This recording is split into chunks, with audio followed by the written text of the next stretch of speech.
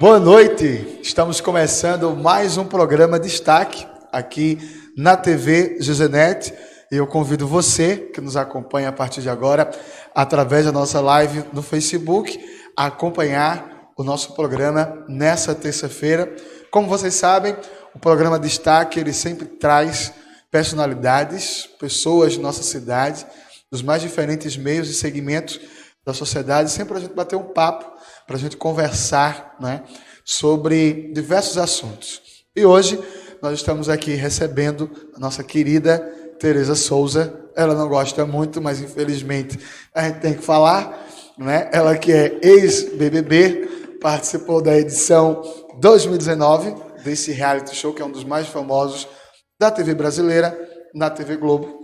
Mas a Tereza Souza, carinhosamente chamada por TT pelos seus fãs e pelos seguidores, ela é técnica em enfermagem, ela é formada em serviço social, é também psicanalista, apresentadora, atriz e modelo fotográfica. Então ela é muito mais do que simplesmente ex-BBB, não é?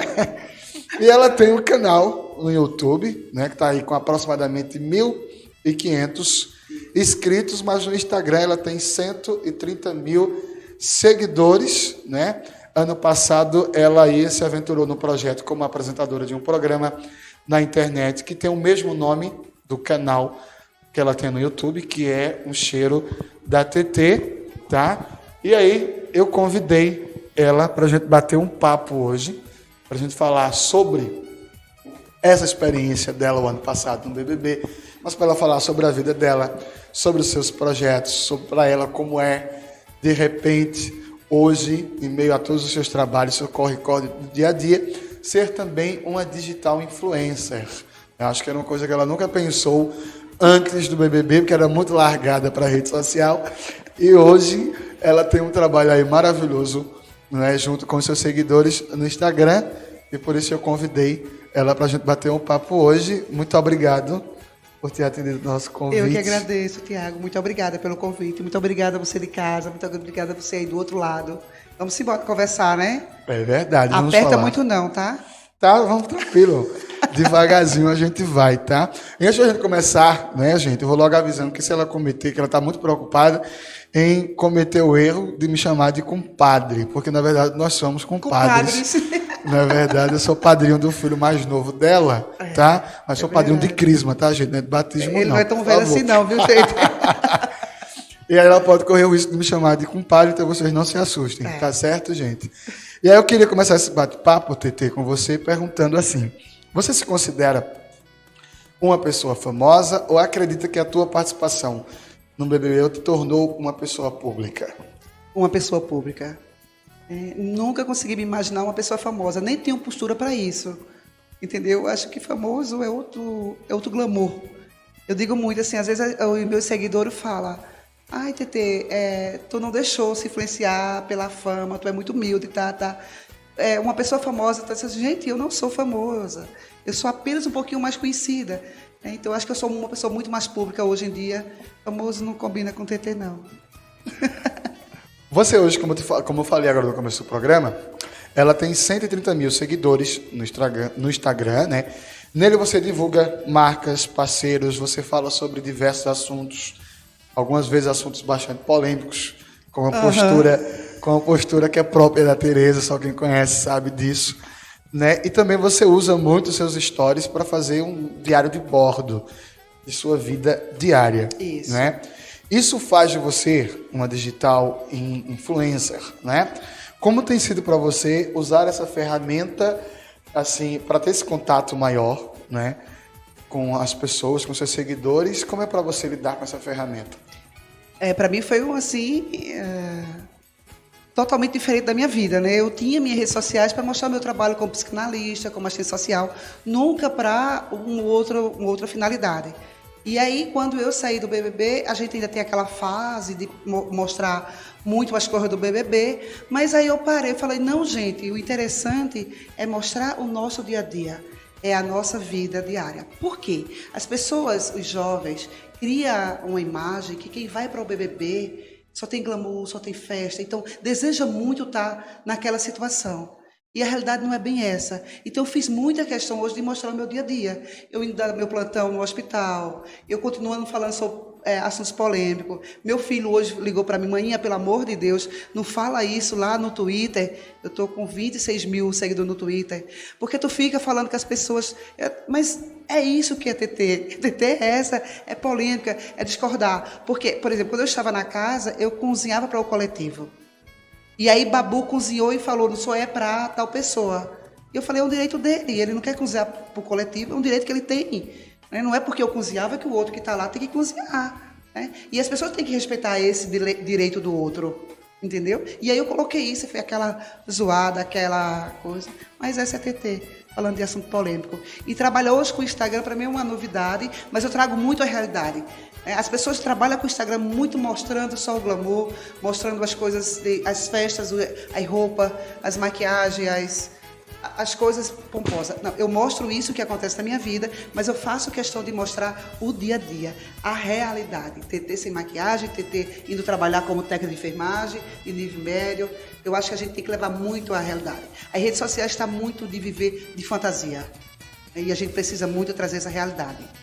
A verdade é bem... O buraco é bem baixo. No seu canal, né, no YouTube, eu estava dando uma olhada hoje, no seu canal no YouTube, você fala sobre diversos assuntos. Claro que você pontuou algumas coisas sobre o BBB, mas eu vi você também falou coisas como, por exemplo, agora você citou vida real, você falou sobre julgamento, sobre falso moralismo, sobre vitimismo. Meu Deus, ele viu mesmo, viu, gente? A gente tem que olhar tudo quando a gente vai entrevistar alguém. É verdade. Não é verdade? E aí, qual a tua ideia, né, com esse canal? Pois é. O canal, quando foi criado, era mais só para apresentar o programa Cheiro da TT. Tanto é que tem meus colegas de confinamento, no início do canal tá lá, desejando boa sorte ao programa que eu vou apresentar. Só que eu senti muita necessidade de falar de coisas mais profundas. E eu uso meu conhecimento como psicanalista e como ser humano e como mulher de 54 anos para trazer mais uma reflexão, né, sobre vitimismo, foi o último que eu falei, né, as pessoas se colocam num lugar de vítima, sobre várias questões, falso moralismo, quantas pessoas criticam uma filha que se diz homossexual ou um filho e de repente tem um amante ou uma amante fora de casa e a mulher leva um casamento. Então, para mim, isso é falso moralismo. Né? E não estou aqui apontando o dedo para ninguém, eu só quero que as pessoas façam essa reflexão. Entendeu? Então, todos os assuntos que eu trago ali, eu trago para as pessoas fazer essa reflexão, pensar realmente naquilo ali. Eu não quero trazer o glamour, mas eu quero trazer a realidade, a reflexão para as pessoas. Vamos parar para pensar, gente. Vamos acolher, vamos amar o próximo. Só o amor para modificar. Isso é muito importante.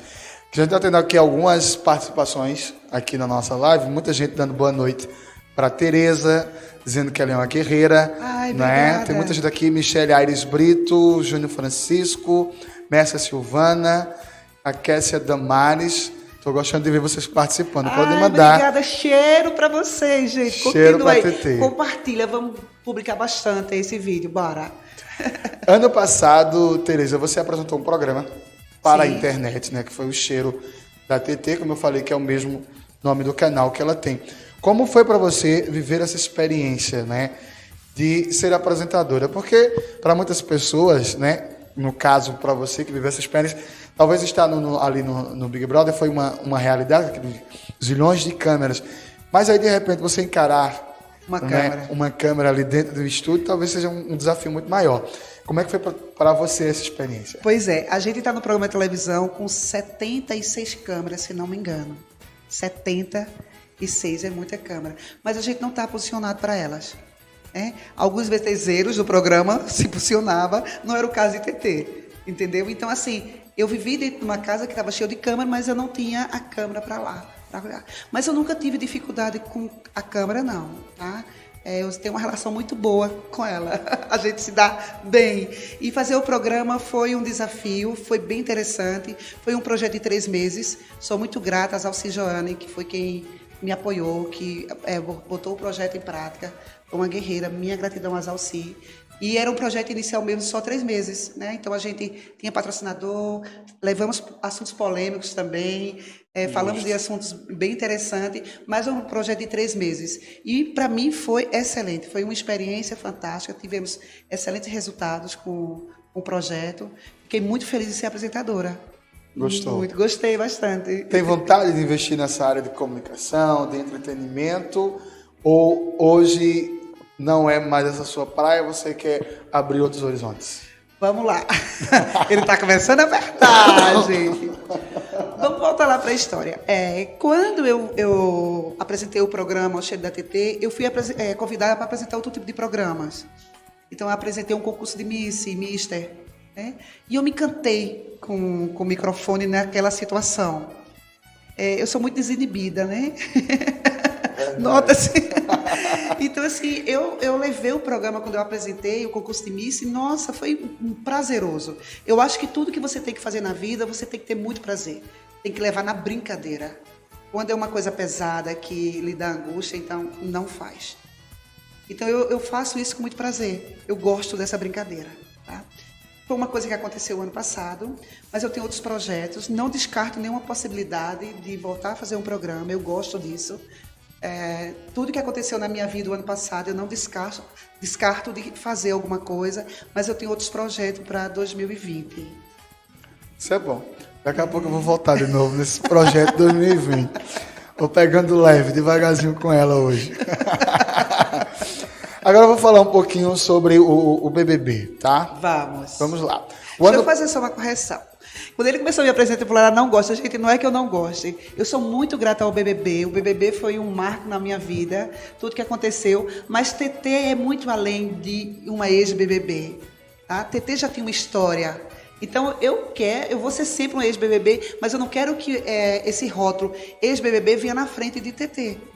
Entendeu? Entendo. Então, Tereza Souza primeiro, depois ela foi uma ex-BBB. Mas nunca ex-BBB Tereza Souza. Entendi, entendeu, meu compadre? Entendi agora. Vamos lá. O ano passado, eu Sim. tive a oportunidade de te entrevistar quando você voltou para Arco Verde, Foi. na verdade. No dia, gente, cansadíssima, ele chegou Você lá. me recebeu na sua casa, né? Eu trabalhava em outro canal. Eu ia viajar em E seguida, você não iria viajar foi? em seguida Era, eu pra tinha que ser alguma naquela coisa. hora e naquele momento. Foi, Estava cansadinha, tinha acabado de receber um monte de gente para tirar foto e foi verdade. me atendeu rapidamente. Mas eu me lembro bem da nossa entrevista, eu me lembro que quando a gente conversou naquele dia, você me falou de uma grande diferença entre ser espectador do programa e participar do programa. Né? Por que essa diferença? Porque eu assisti 18 programas. Eu assisti todos os programas, sou muito fã do programa, primeiro como estudante da mente humana, então eu gosto muito de ver o comportamento.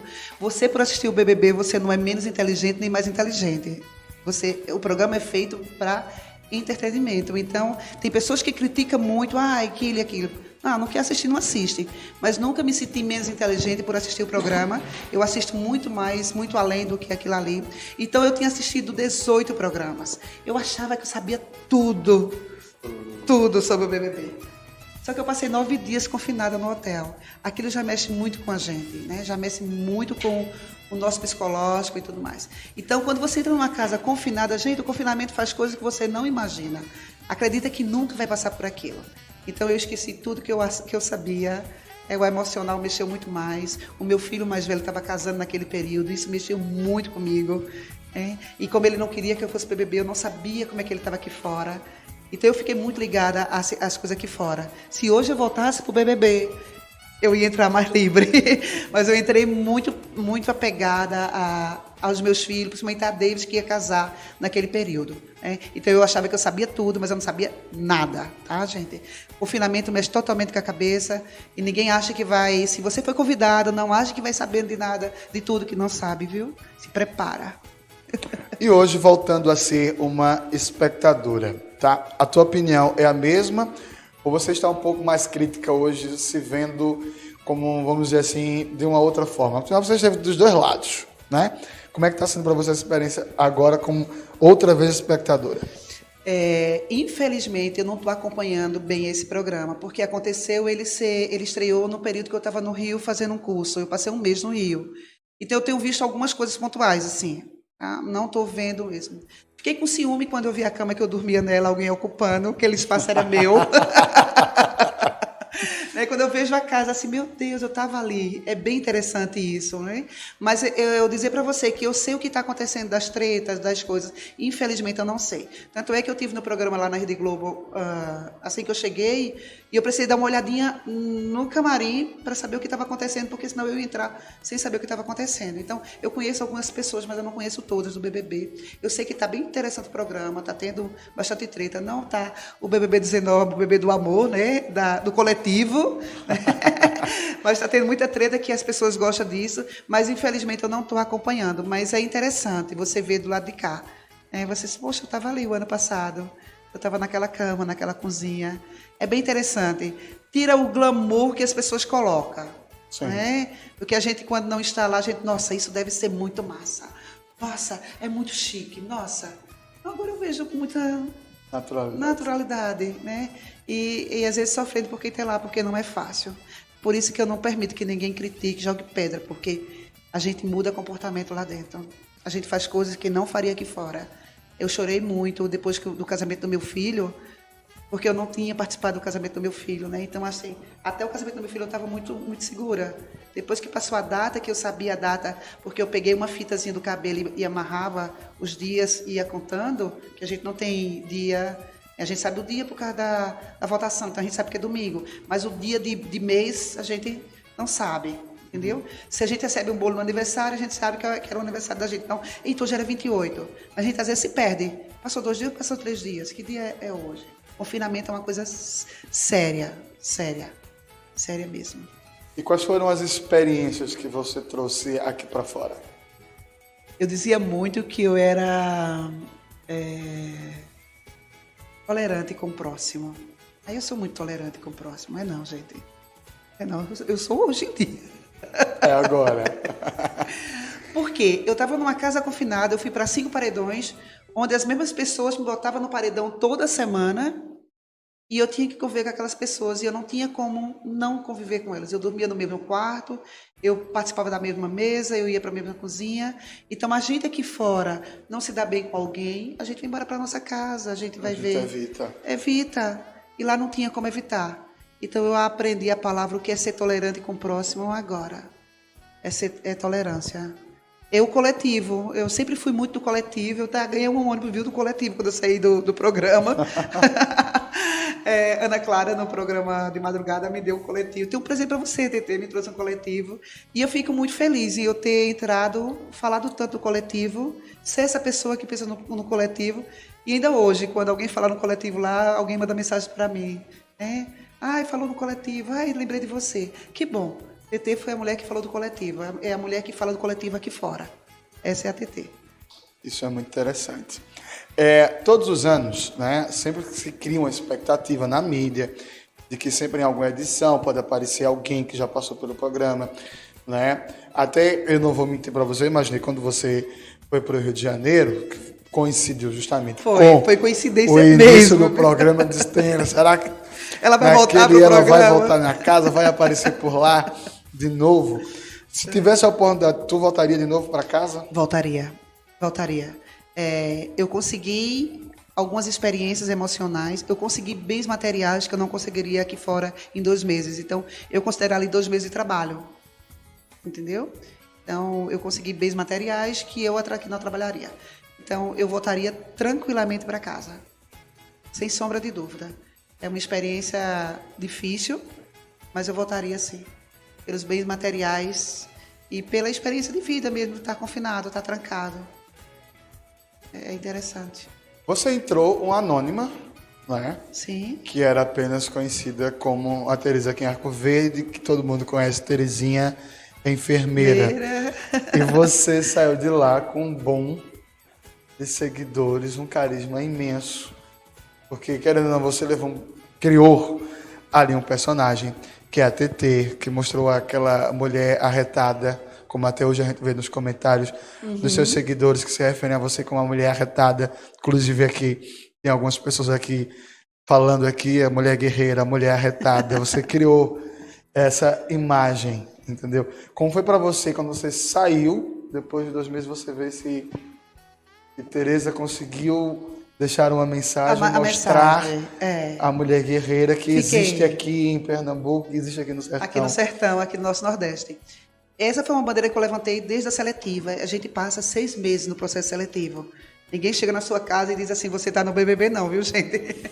É um processo longo, é 6 meses, é exame médico, é entrevista no Rio, é vai e volta. E desde o início que eu falava dessa mulher guerreira, dessa mulher que eu queria levar. E quando eu fui eliminada, sem saber o que estava acontecendo aqui, o diretor do programa e apresentador leva a gente para uma salinha e conta como é que está a nossa vida aqui fora. E ele falou assim, eu falei assim, eu só queria mostrar a mulher guerreira e você conseguiu. Eu fiquei sabendo quando eu fiquei 14 horas numa prova de resistência, foi o assunto mais comentado na internet. E isso me deixou muito feliz, tá? Porque era essa mulher que eu quero levar, porque eu sou apenas mais uma Maria aqui do sertão. Eu não sou a Maria, eu sou apenas mais uma, né? De tantas mulheres que tem aqui, que são guerreiras igual TT, que corre, que cria filho, que estuda depois de adulta, né? Que corre atrás dos seus... Então eu queria levar essa mulher, eu falei muito dessas mulheres daqui. Então, assim, eu não sou a diferente, não, eu sou apenas mais uma das mulheres daqui, do meu sertão, do meu Nordeste. E eu falava muito, gente, meu Nordeste é lindo, meu Nordeste tem tudo. E aí, quando que a gente é provocado para tirar a gente do sério, e eu respondi, me respeita, meu senhor. Eu não sei se saiu aqui isso. Acho que na chamada saiu, né? Saiu. Eu acho que ele disse assim, acho que ele perguntou, você vai ser a coitadinha, me respeita, meu senhor. Coitadinha. Vai chamar isso aí, não, você falando isso. Não, eu nunca quis ser coitadinha. Eu chorei no programa não para ser coitadinha, mas por a situação com meus filhos que estavam casando. Nunca levantei a bandeira de coitadinha, nunca falei de vitimismo, eu quero... Não, eu queria mostrar a mulher forte, a guerreira, a nordestina arretada. Então era isso que eu queria levar e eu fiquei muito feliz vendo que eu consegui transmitir isso. Verdade. E justamente você chamou muita atenção na tua prova, né? Porque você era mais velha na casa, mas você aguentou 14 horas ali, foi até onde deu no seu limite, né? E chamou muita atenção de todo mundo, porque as pessoas, não, ela vai ser uma das primeiras, ela vai ficar até o final. De repente você desbancou pessoas que tinham a idade do seu filho. Mais jovens do que meu filho, né? Mais novas ali. Mais jovens, acho que Hanna tinha 21 anos, Hanna saiu, Elana... Darley tinha 19 anos quando bem que Darley não participou dessa prova. E assim, o pessoal da casa não acreditava. Então, quando eu entrei dentro do carro, que a gente iniciava a prova em grupo, depois ficamos individuais. Quando eu entrei na prova com 5, e se alguém desistisse, eliminava todo o grupo. Então, eu percebia que eles assim, poxa, a gente vai ser o primeiro grupo a ser eliminado. Eles não diziam isso olhando para mim. Eles tiveram muito carinho comigo nesse sentido, de respeitar, pelo menos verbalmente, né? Nas atitudes, não. Vamos ser realistas, vamos rasgar cedo assim, não. Mas, assim, eles achavam que a gente vai ser o primeiro grupo a ser eliminado, porque TT está aqui. Ela com 53 anos. E eu fiquei ensinando para eles como é que conseguir uma prova de resistência. Eu dizia para eles, gente, não é o corpo, é a cabeça. Foca no que quer, olha para frente. Então, às vezes começou muita brincadeira. Vinícius, que é um amor, minha paixão pro Vini, ele brincava muito. Ai, que calor! Beijo no... E eu dizia, Vini, concentra, foca aqui, né? E eu consegui levar o grupo junto, até quando a gente eliminou todo mundo. E aí, quando se dividiu, aí Vinícius, com a brincadeira dele, findou, tirando foco do que tinha. E eu fiquei lá, individualmente, mas ajudando. Eu falava, Anjinho, que era lá, acorda, não dorme. Meu coletivo, até naquela prova que era individual, eu estava querendo que todo mundo chegasse. No coletivo. Né? E as provas eu dizia, eu não seria a primeira a ser eliminada, era questão de honra. Nordestina retada não ia ser a primeira eliminada. A prova do braço levantado, não sei se vocês lembram, eu estava afastada daqui do hospital com tendinite no braço. Quando levantaram meu braço, eu já estava com muita dor. Né? E eu falei, eu não seria a primeira. E eu esperei Rícia sair primeiro para depois eu puxar. Então, assim, eu não poderia mostrar que eu era fraca, que eu era... Não. É a mulher daqui. Temos aqui Wanda Santos. Ela diz o seguinte, uma mulher que representou bastante o Nordeste, uma mulher guerreira. Você é uma referência de mulher, uma mulher de coragem. Você mostrou quem você é. E aqui, só para a gente fugir um pouquinho, que eu vou começar a apertar ela, eu vou dar uma canja aqui para ela. A Michele Aires Brito está dizendo aqui, TT, conta um pouquinho como é lá dentro da casa. Tá, é para contar. Michele Aires Brito. Michele, eu não sei se você quer saber como é a parte de alegria ou a parte física. Vamos da parte física. É um gelo de lascar dentro da casa, porque é ar-condicionado central. Por isso que às vezes vocês viram a gente de casaco, de meia, e ninguém entende, o Rio de Janeiro tá com essa roupa. Calor. E um calor infernal do lado de fora. A grama é sintética, então você não consegue andar na grama, tá? E assim, existe uma cobertura que eles abrem e fecham que deixa muito mais abafado, né? Cobertura assim, às vezes a gente tá com sol e às vezes eles tiram. Deixa muito abafado. Essa é a parte física. A parte emocional, a gente espera as festas o tempo todo para comer, porque a gente não come bem, tá, gente? Eu engordei 9 quilos porque eu comia arroz quase o tempo todo, porque a gente não tem essa fartura, então a gente come bem dia de festa. A gente passa mal de tanto comer, porque a gente passa 3 dias comendo mal, então quando tem festa, e aí a festa arrebenta, né? Tanto é que eu não tomei nenhuma grande. Eu tô com uma grande de vez em quando, né, compadre? Agora não, compadre, aqui.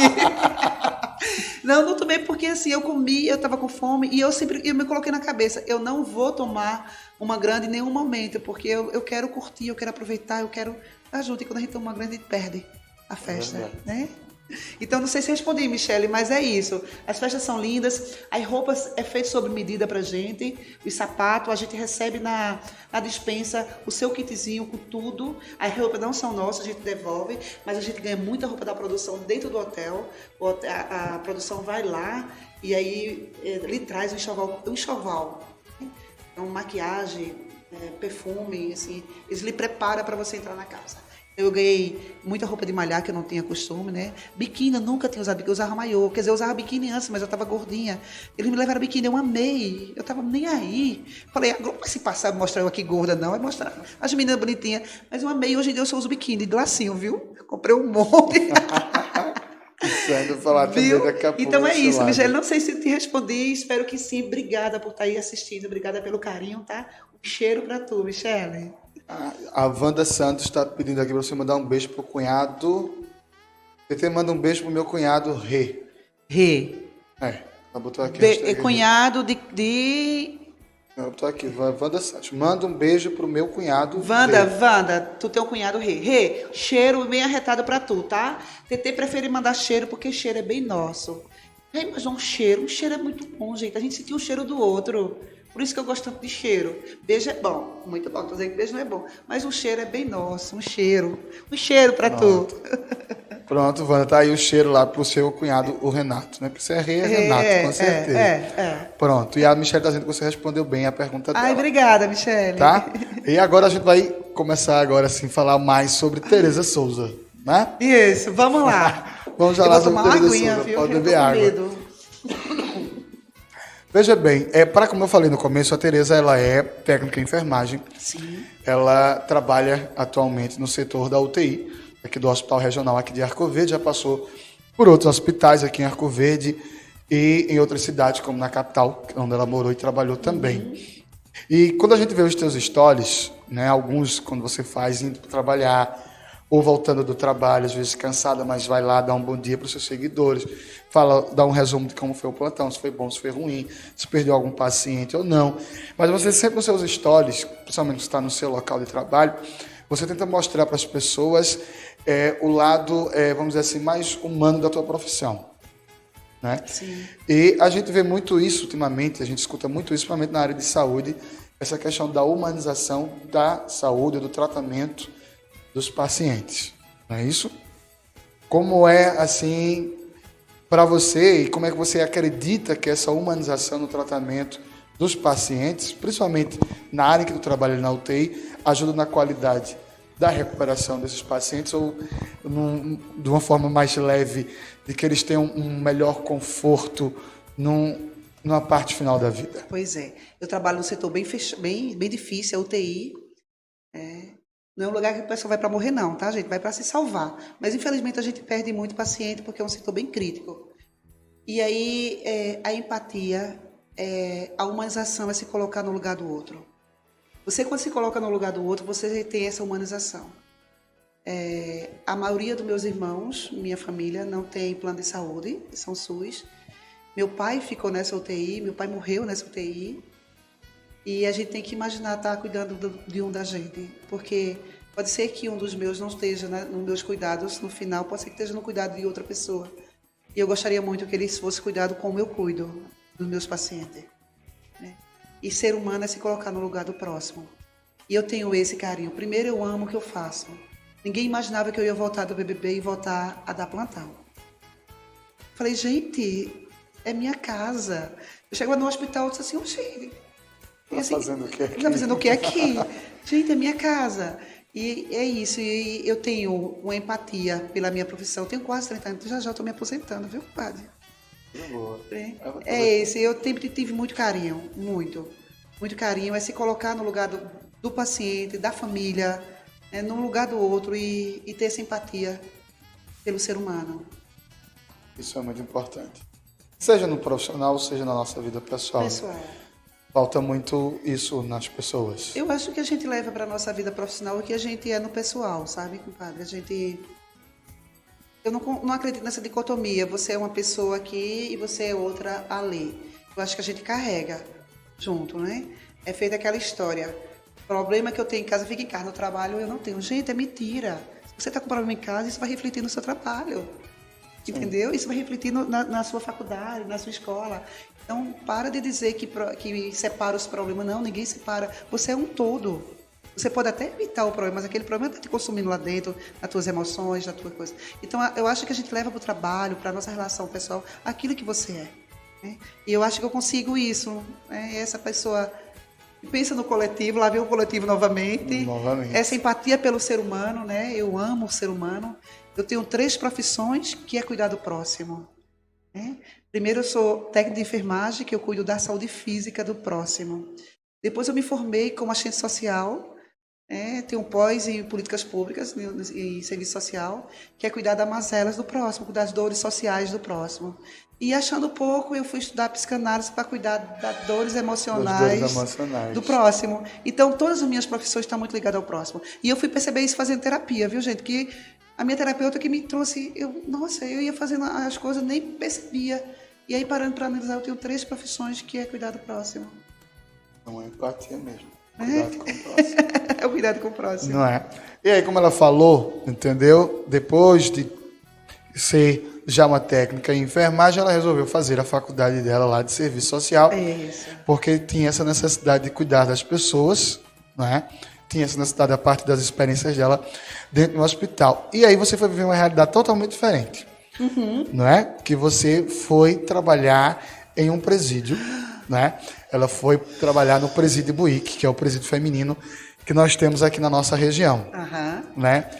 E lá você se sentiu provocada a fazer algo mais. Algo mais, né?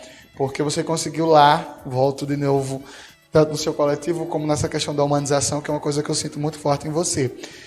Você conseguiu enxergar naquelas mulheres muito mais além do que os crimes que elas estavam ali pagando. E você foi lá e criou um projeto chamado Casa de Maria. Ai, meu Deus, chega a dar vontade de chorar, de emoção. Projeto Casa de Maria. Projeto Casa de Maria. Que a gente algumas vezes conversou sobre isso, acompanhou algumas batalhas suas de ir atrás de apoio e tudo mais, para tornar esse projeto uma realidade. Fala um pouco para a gente sobre essa experiência que te levou ao projeto Casa de Maria e como é que está hoje, como é que você está tocando esse projeto hoje. Ai, vamos lá. Quando eu me formei, já era técnica de enfermagem, me formei em serviço social, trabalhei aqui na periferia em Arco Verde, antes de ir para o presídio, né? Trabalhava nos CRAs e algumas periferias, e aí passei no concurso no estado, e foi quando eu fui para o presídio. Eu vou falar um pouquinho do presídio e depois eu falo do projeto, né? O homem, quando é preso, ele mantém a família. A mulher vai para o presídio, leva os filhos, ele mantém. Uma mulher, quando é presa, ela perde totalmente a família.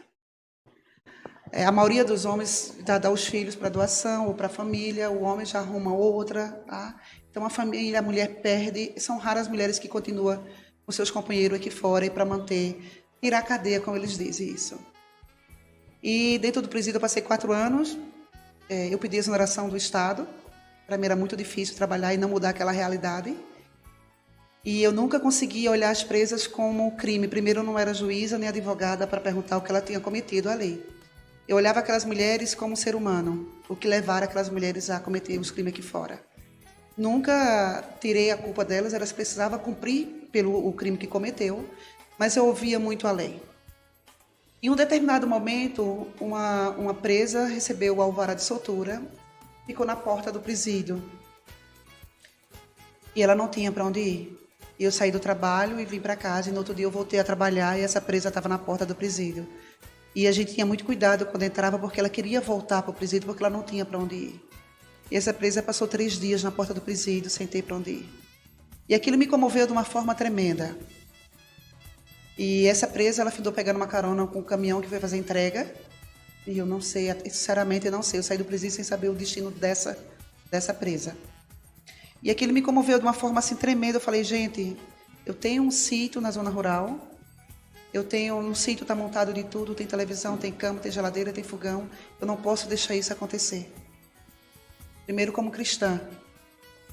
Não posso deixar isso acontecer. A vontade era trazer para minha casa, mas eu tinha uma outra casa, eu levava. E aí uma outra presa chamada Gessina, eu vou falar o nome dela porque ela não faz nenhuma objeção que eu fale, recebeu a alvará de soltura e estava na mesma situação que a outra. A outra eu não vou falar o nome porque como eu não tenho essa ligação, não sei a situação. E aí eu levei Gessina para o sítio. E aquilo ali me deu estalo, gente, eu tenho que criar um projeto social, uma associação. E eu tive apoio do defensor público do Estado na época. Você chegou a conhecer ele, né? Não, você só soube dele, né? Só soube. Ele me deu todo apoio, a gente criou a associação Casa de Marias. Casa de Maria porque o projeto seria para acolher só mulheres. O projeto é autossustentável e a gente criou no cartório, criamos a associação, fizemos tudo como devia ser. E infelizmente essa pessoa que estava me dando o maior apoio era candidato a deputado e não ganhou. E aí não me deu tanto apoio como estava previsto no início. O projeto é autossustentável, o projeto ele se sustenta sozinho, mas eu preciso do pontapé inicial. Entendeu? Para poder esse projeto sustentar sozinho, ele precisa ter o pontapé inicial, ele precisa de um meio de sustentação para aquelas mulheres. Então o projeto é lindo, maravilhoso. Gessina ficou 2 meses, 3 meses lá. Infelizmente precisou mudar, foi para outra cidade. A última vez que eu tive contato com ela, estava em Custódia. Eu não sei se ela está lá agora. E esse projeto existe, eu queria muito colocar esse projeto para que ele voltasse a funcionar. É acolher mulheres que saem do sistema prisional e não têm para onde ir. Porque eu vi essa realidade lá. As mulheres saem sem ter para onde ir. Infelizmente, ele não está acontecendo nisso, como eu falei anteriormente. Eu preciso de apoio. Eu falei muito desse projeto no BBB. Meu filho falou que não saiu em nenhum momento.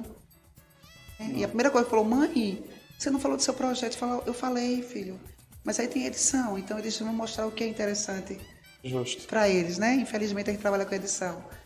Mas é um projeto que eu tenho muito carinho, eu tenho muita esperança que ele volte a funcionar. E eu pedi exoneração porque eu não conseguia mudar a realidade daquelas mulheres. O governo do estado contrata a gente, diz que a gente tem direito a fazer isso, isso, isso e isso. Dizem que as reeducandas, o único direito que elas não têm é de ir e vir, mas elas têm direito à saúde, à educação, a tudo. E não é verdade, gente. Chega a faltar absorvente para mulheres. No presídio feminino, falta absorvente. Falta material de higiene. Fiz muita campanha aqui fora. Peguei muito material na faculdade. Dora, uma professora de geografia. Professora Dora, geografia, queridíssima. Muito. Professor Juscelino Arcanjo me ajudou muito, muito. Assim, tinha pessoas faltando, ele comprava absorvente e mandava. Né? Então, assim, e aí eu não conseguia mudar aquela realidade. Eu falei, não, gente. E eu pedi exoneração. E aí, então, nossa, você é corajosa. Sou. Porque eu não vim aqui para fazer de conta que eu estou fazendo. Era injusto eu receber o dinheiro do Estado e eu não consegui mudar a realidade para a qual eu fui contratada. É isso, me deixou emocionada. Eu lembro bem. Chega, mudei o tom da voz, da emoção. Eu lembro bem que a gente, uma vez a gente se encontrou e você me falou dessa sua decepção, né? Ou frustração, vamos dizer assim. Eu lembro até que era um momento que eu estava em dúvidas em relação a fazer um vestibular na época. E eu cheguei a conversar com você sobre fazer serviço social. Ainda bem que ele foi para jornalismo. E ela chegou e disse: não faça serviço social porque você vai se decepcionar. E aí veio e me falou sobre esse sentido dessa frustração que você teve, de não conseguir, né, com o seu trabalho mudar. essa realidade. Hoje eu sou assistente social de formação, mas eu dei baixa até do meu conselho, viu, gente? Eu dei baixa no conselho porque eu não vou exercer uma profissão onde eu não consigo fazer as coisas acontecerem. Você fez uma pós-graduação aí em política pública. Políticas públicas. Você acha que nesse caso do serviço social no país, vamos falar no todo, né? Você acha que o que falta justamente seja isso? Política pública. Política pública, que a gente resolva tantas questões? Falta política pública e falta instituições articuladas. As pessoas trabalham muito isoladamente. Então, eu fazia um trabalho social dentro do presídio, mas eu não tinha uma rede articulada aqui fora onde recebesse aquelas mulheres quando eu mandasse. Entendeu? Então, tem que ter políticas públicas de fato. Políticas públicas igualitárias. Não para algumas pessoas e outras não. Infelizmente, no nosso país ainda existem pessoas que olham para o preso e o preso bom é aquele que está morto. Infelizmente. Né? A gente está com uma política aí que tem muita gente pensando assim, que desistiram do ser humano. Eu não, eu olho para uma presa, eu trabalhei com mulheres, nunca trabalhei com homens, eu falo no sistema prisional, mas que olha para essas mulheres como ser humano e vamos atrás de política pública. O país precisa de políticas públicas igualitárias, o país precisa de uma rede articulada. O funcionário público precisa se articular com o outro. Tá? O presídio precisa se articular com os CRAs, com os CREAs, com os POPs, né? com todo, para que essas mulheres, quando voltem para o seu município, sejam acolhidas, seja com a saúde, seja seguir sua vida.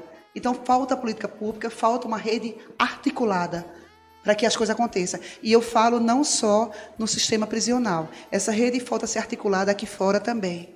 Eu falo porque eu fui assistente social de CRAs, né, e a gente tem muita dificuldade de articular essa rede. De alguém na periferia precisar da saúde, e aí essa dificuldade, essa burocracia de articulação.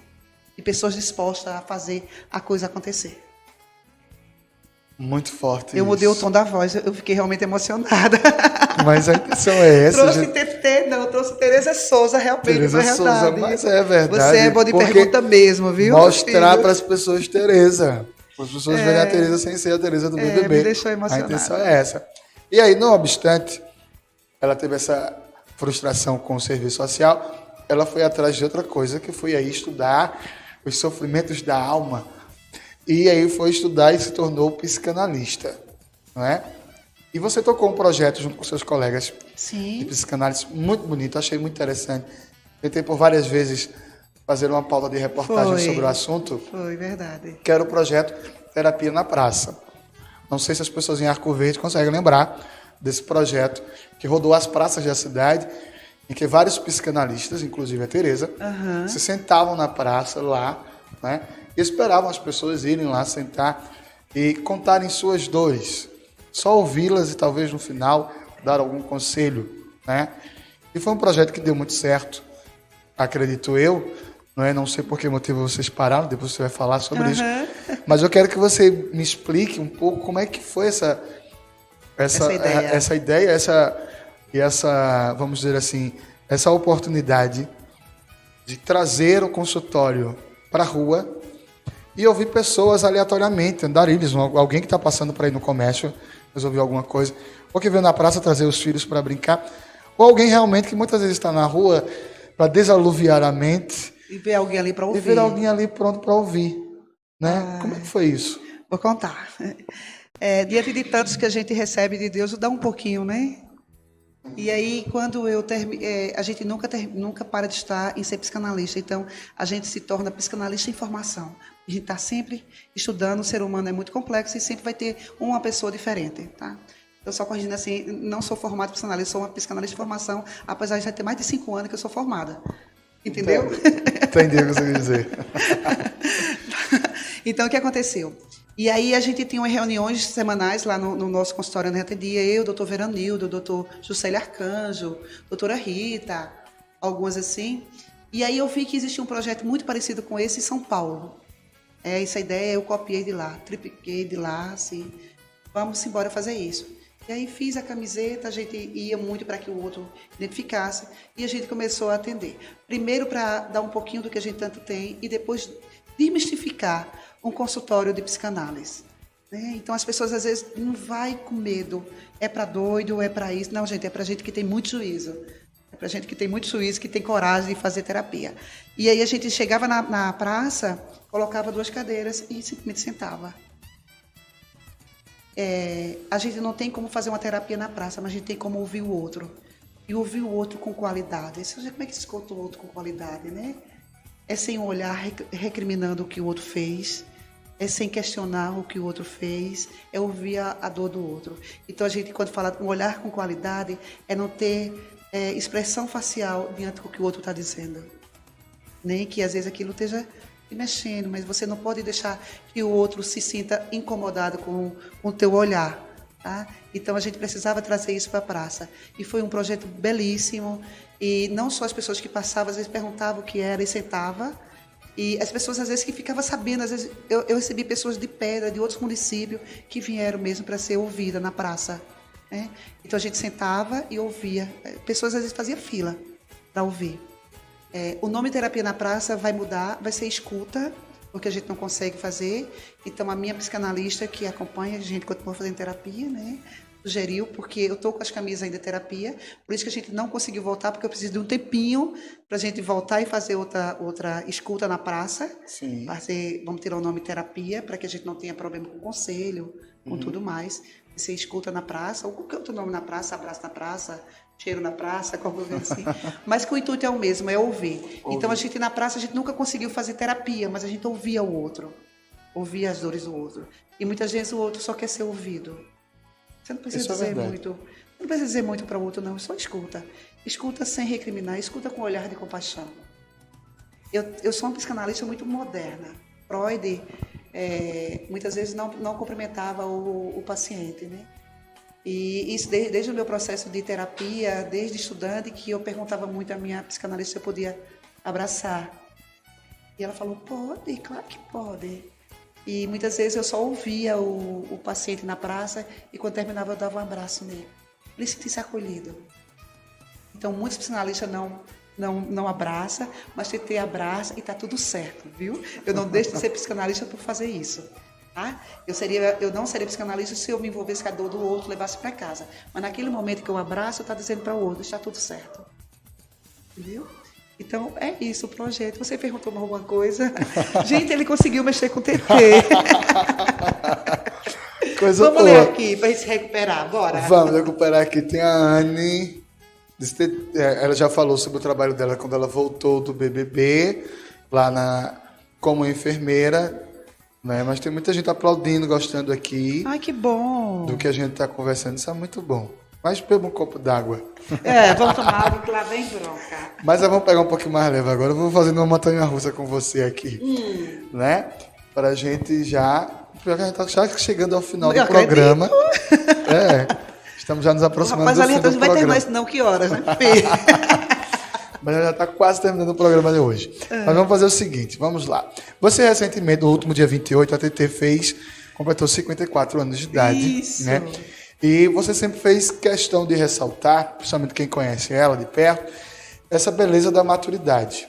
Né? Prova disso, né? São seus stories, são os seus trabalhos, inclusive... Lingerie no meio da rua, né? Ela de madrugada. fez um ensaio fotográfico né, para uma lingerie, aqui na loja de lingerie na cidade, em que ela foi para a rua, praticamente lingerie, para vários pontos na cidade, né? Inclusive para mostrar essa beleza da maturidade. Né? Existe uma receita para esse empoderamento, para você sentir esse estado de plenitude? Ai, meu Deus. É a gente se aceitar que a gente é, independente da idade. É a gente se conhecer. Eu sou isso, eu me amo, eu me aceito. É você ser feliz com o que você faz, é você resolver suas questões. Se o casamento não está bem, senta para conversar. Se o namoro não está bem, senta para conversar. Mas não fica arrastando essas dores pro resto da vida, não. Entendeu? É ser bem, é ser feliz. Eu acho que eu não tenho problema com o meu corpo. Percebe, né? Que eu não tenho problema nenhum com o meu corpo. Eu me aceito como eu sou. Eu tenho 54 anos, eu aceito muito a minha idade. Às vezes eu falo até muito que eu tenho essa idade, e às vezes parece até que você tem problema. Não, gente, é porque eu quero que outras mulheres na minha idade se aceitem, se vejam. Poxa, que legal, é bonito ter 54 anos, é legal ter essa idade, é legal ter cabelo branco, é legal ter rugas. É legal, é porque o ser humano é muito além da aparência. O ser humano é o seu conteúdo, é a sua alma, é como você reage diante da situação, é como você vive nesse mundo. Então é você se aceitar. Se aceite, se ame, olhe para o outro com compaixão e você vai... O corpo é o que menos importa. Isso é verdade. Você é uma mulher muito inquieta, né? Você está sempre indo em constante renovação, sempre buscando conhecimento, né? E antes da gente começar o programa, a gente estava conversando um pouco aqui na sala, aqui do lado do estúdio, e ela me falava que ela estava aí num processo de fechar ciclos e abrir outros ciclos. Aí eu vou voltar de novo àquela pergunta lá do começo do programa, né? Quais são os teus projetos para 2020? Como é que está TT 2020? Olha só, foi muito bom eu falar dos meus projetos que eu tenho há anos, né? Eu sou filha de político. Isso. Né? Eu fui criada nos carros de comício, indo para o sítio em cima com meu pai, vendo ele fazer comício. Então, eu me lembro, nossa, aqui na minha mente vem essa cena imediatamente. Uns gravador grande que tinha uma rodinha assim, das fitas que rodava, que ele gravava. Depois ele ouvia o discurso dele e eu ouvia com ele. Eu ouvia meu pai lá e eu ouvia depois o discurso dele, ele gravando aquelas coisas assim. Então, eu tenho uma inquietação muito grande com o coletivo, com o ser humano, com o próximo. Quando eu cheguei do BBB, eu fui abordada, perguntando qual era o que eu pretendia na minha vida pós. Eu aproveitei muito o ano de 2019. Claro, era uma oportunidade que eu estava tendo de aproveitar o que tinha, mas eu sempre coloquei em mente, eu serei politicamente correta exercendo o cargo político. Então, 2020, eu ando paquerando com algumas pessoas aí. Eu quero muito entrar para a política. Entrar para a política de fato, porque eu sempre tive na política. Eu sempre me envolvi com a política. Quem conhece a minha história sabe disso. Então, eu não estou aqui me aproveitando de uma ocasião para me tornar uma política. Primeiro, política não se torna, você nasce. É uma questão de sangue. Tá? Existem pessoas que conseguem se eleger sem ser políticas. Entendeu? Mas jamais vai ser um político de verdade. Pode até exercer cargo, ter salário, mas político você nasce com isso.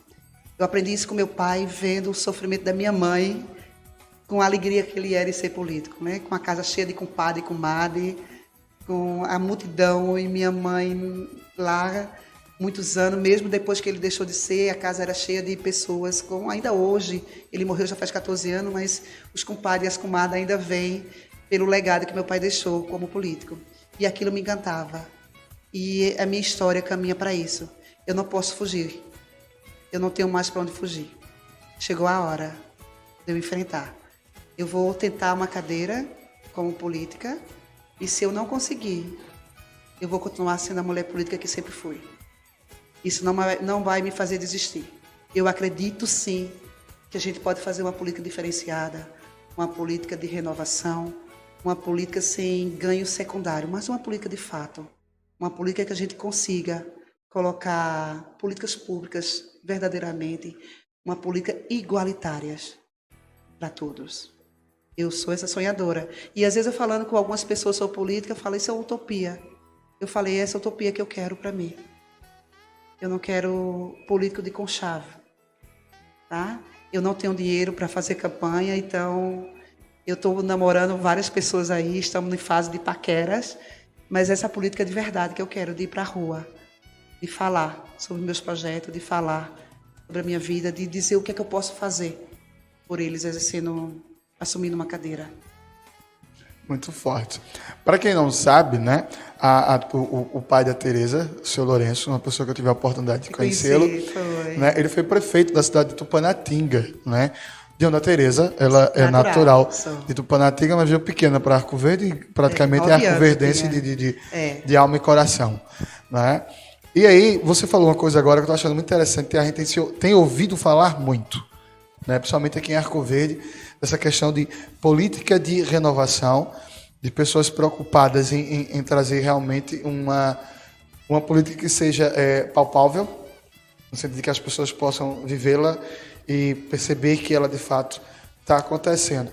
Porque você percebe isso, que de repente as pessoas estão mais preocupadas com essas políticas públicas de uma forma que ela aconteça mais perto das pessoas, não seja uma coisa que venha de cima para baixo, não mas de que baixo. ela aconteça de fato aqui embaixo. Tá. Eu vou te voltar à pergunta. Tem mais experiência com a periferia, com as pessoas que precisam de política pública? Uma pessoa que trabalhou durante 4 anos no presídio, uma pessoa que trabalhou na periferia de Arco Verde, ou uma pessoa que não conhece essa realidade, vivendo com eles? Porque fazer campanha visitando esse povo de 4 em 4 anos é fácil. Visitando, mas vivendo com ele lá no dia a dia.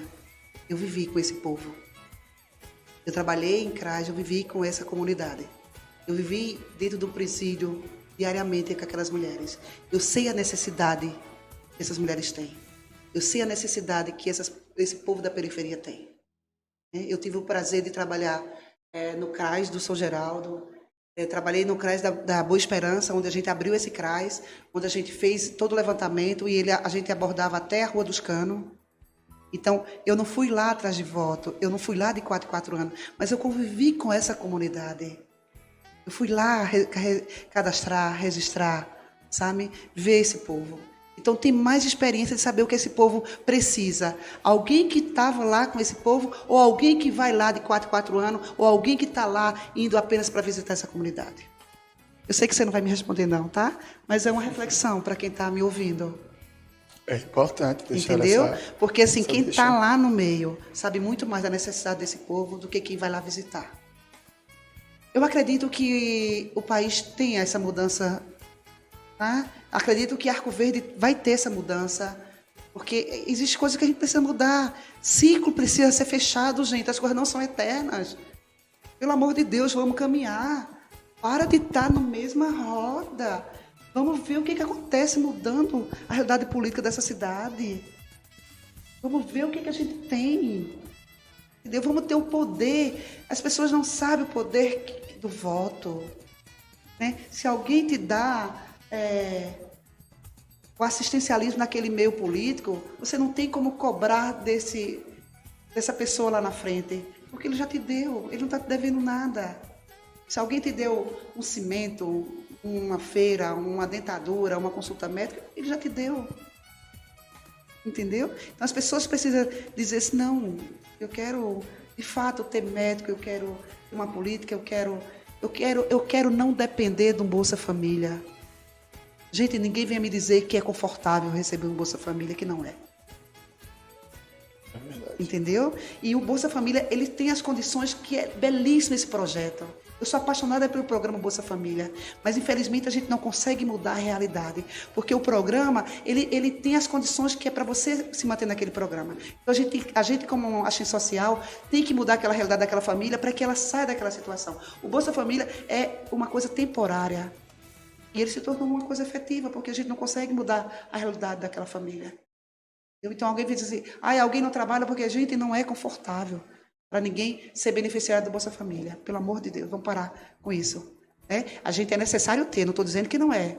Pelo amor de Deus, é necessário ter naquele momento. Mas a gente precisa tirar essa família para não precisar disso. Então a gente precisa de política, não para ter uma ambulância boa para levar para Recife, ter um ônibus bom para levar para Recife, ter um Bolsa Família, mas que a gente consiga essas coisas aqui na nossa cidade.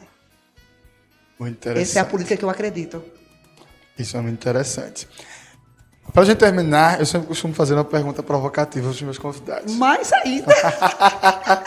Não, até que eu peguei leve com você hoje. Me deixar emocionado e tudo. E aí, como a gente citou agora, o Brasil esse ano vai passar aí por mais uma vez. Nós vamos às urnas, dessa vez de uma maneira muito mais cautelosa, vamos dizer assim, porque nós temos que escolher os nossos gestores, prefeitos e vereadores. E nunca como antes, no atual momento, nós estamos sendo muito provocados a colocar o nosso senso político e crítico em pauta.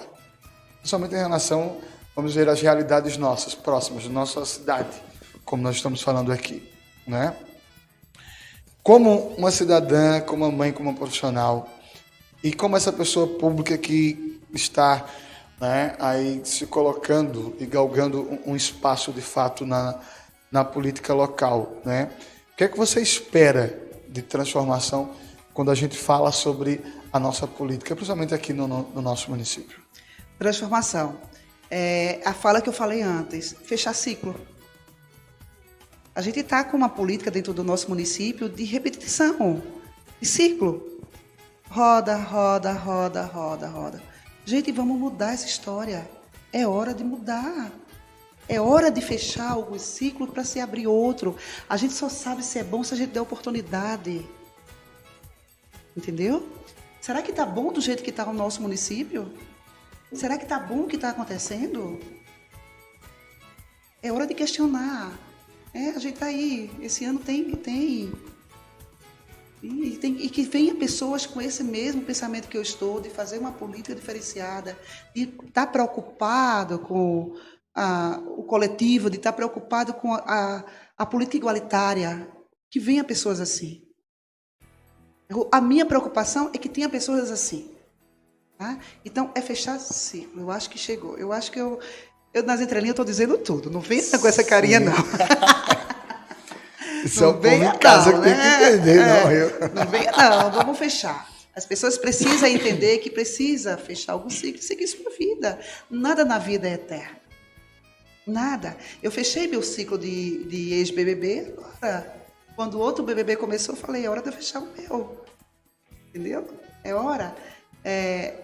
Você não entendeu, a gente como compadre, estava conversando antes de começar o programa, falou, comadre, você está vendendo suas coisas? Eu falei, não, é porque eu ganhei uma cozinha quando eu estava no programa, uma cozinha enorme, e eu preciso assumir minha casa de fato. Faz um ano que eu não assumi minha casa, faz um ano que eu não montei minha cozinha. Então, assim, eu passei um ano sendo ex-BBB, indo para evento e tudo mais, mas eu cheguei aqui domingo, bem dizer que eu cheguei sábado à noite, eu cheguei domingo, hoje é terça-feira. E eu voltei para minha cidade, eu voltei para minha casa, eu quero assumir minha casa de volta, e aí preciso vender algumas coisas para poder botar outras novas dentro, entendeu? Verdade. Mas é essa, TT voltou para a realidade dela. Não que nunca tivesse fora da minha realidade, mas o ciclo de ex-BBB fechou. Tá? Tereza Souza está de volta para a cidade para fazer diferente, como sempre fez. Eu sempre fiz diferente, né?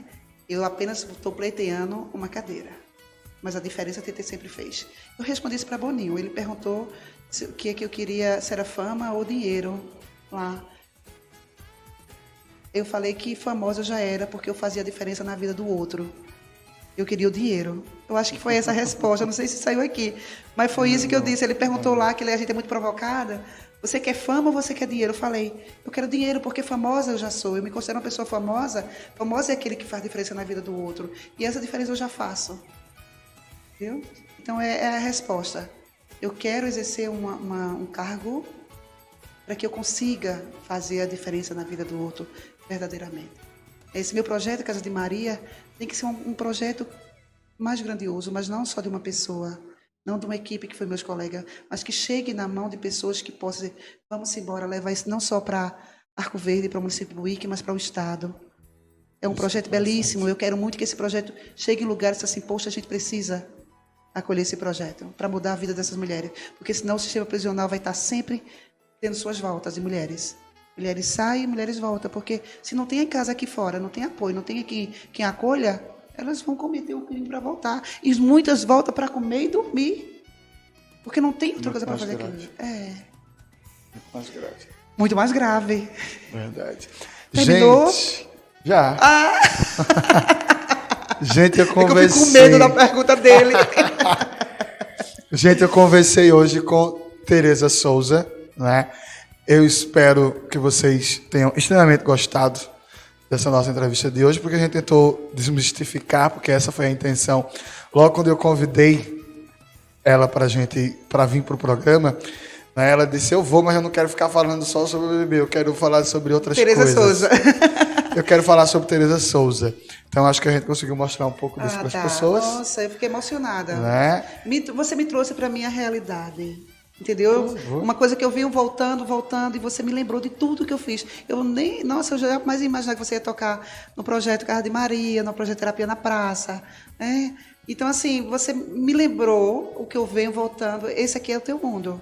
Esse aqui é meu mundo. Esse é meu mundo. Que bom. Então, gente, a verdade justamente é essa, mostrar para as pessoas essa pessoa, né? Fico extremamente, né, agradecido por você. A gente se conhece há um bom tempo. Né? E eu sei que os seus trabalhos sociais não se prendem somente a isso. Sim. Quando eu conheci a Tereza, eu a conheci em cima de uma pampa, né, distribuindo sopa na Vila do Presídio, e a gente ajudava ela, né? Naquela época. Segunda-feira a gente ia distribuir sopa e foi assim Santa que Terezinha, a gente... o sopão. Foi assim que a gente criou a afinidade e temos essa amizade até hoje. Né? Então, eu fico muito feliz de ter te recebido aqui no programa. Eu que agradeço, me deixou emocionada. Na primeira vez nós não tivemos tanta oportunidade de conversar tão bem na primeira entrevista, mas dessa vez a gente conseguiu conversar. Então, eu agradeço demais. E fico feliz que você tenha, pelo menos acredito que seja de primeira mão, no nosso programa, ter falado dessa sua intenção, não é, de candidatura a pleitear aí um cargo, uma vaga, uma cadeira na Câmara de Vereadores de Arco Verde. A gente fica muito feliz de ter sido assim de primeira mão, com exclusividade. Pode tirar agora a bomba, viu, aqui amigos? No nosso programa. Né? Fico feliz por isso e quero agradecer imensamente. Eu que agradeço, muito obrigada. Hoje foi um dia bem difícil, a gente perdeu uma pessoa querida. Verdade. Eu pensei muito e não vim para o programa. Eu saí do plantão, assim, eu falei, não, eu não sou de desistir dos programas. A gente sabe a dor que a gente está passando, né? Que os nossos próximos estão passando. Mas foi muito bom o programa, muito obrigada, de verdade, viu? Eu que agradeço. Me levou para a emoção, para lembrar de tudo que eu fiz. Nossa, sopão Santa Terezinha, gente, isso faz, acho que 20 anos que esse sopão aconteceu, na Vila do Presídio. Acho que é mais ou menos isso. Hoje não, 20, acho que é menos. É menos. 15 anos. Ele está querendo ser novinho, viu, gente? Eu acho que faz uns 15 anos, eu acho. Faz quase 20. Sabe por quê? Davi tinha 17, 18, né? Davi tinha 16 anos. Davi está com 33 anos. Então são 15 anos. Então tá, é verdade, gente. Obrigada pela conta. Obrigada, Tiago. Eu que agradeço. Muito obrigada. Muito obrigado. Obrigada, foi muito bom. Nossa, fantástico. Obrigada a você do outro lado. Nossa, obrigada à equipe TV GZNet, né, que me recebeu. Muito obrigada, muito orgulhosa por esse programa, viu? Eu que agradeço. Espero que você volte mais vezes. Quero agradecer imensamente as pessoas em casa que assistiram, que comentaram. Depois ela vai olhar lá os comentários e vai responder todo mundo, né? E eu não poderia terminar o programa de hoje de uma outra forma, como a Tereza falou. Hoje é um dia, desde ontem, né? Tem sido um dia muito difícil para muita gente aqui em Arco Verde. Nós perdemos de uma forma muito brutal uma pessoa muito querida, que foi o Cleiton Thomas, né? Que foi brutalmente assassinado, e hoje pela manhã, né, a família e amigos o sepultaram. Uma morte que ainda traz muitos questionamentos, e a gente espera da polícia de João Pessoa uma resposta não para a sociedade apenas, mas para a família e para os amigos, né? E são inúmeras perguntas, mas a primeira pergunta é sempre essa, né? Saber quem fez, quem matou o Alf, e por quê, mas acreditando sempre que a justiça irá acontecer. E a gente pede muito, nesse momento, a você que é cristão, você que tem fé, que tem algum traço de espiritualidade, que você possa fazer um momento de oração hoje pelo pai, pela mãe e pela irmã do Cleiton, que estão sofrendo muito. E aqui é nosso carinho e a nossa solidariedade, e a certeza sempre de que a justiça sempre prevalece. Quero agradecer imensamente a todos vocês, desejar uma boa noite. Próxima quinta-feira nós estaremos de volta com o programa Destaque, e na próxima quinta-feira nós estaremos recebendo aqui no nosso programa a presidente da Câmara de Vereadores de Arco Verde, Célia Almeida, para uma entrevista ao vivo, falando sobre os projetos da Câmara de Vereadores para esse ano, o que é que a população pode esperar de fato, que a Casa Legislativa vai fazer pelo povo da cidade.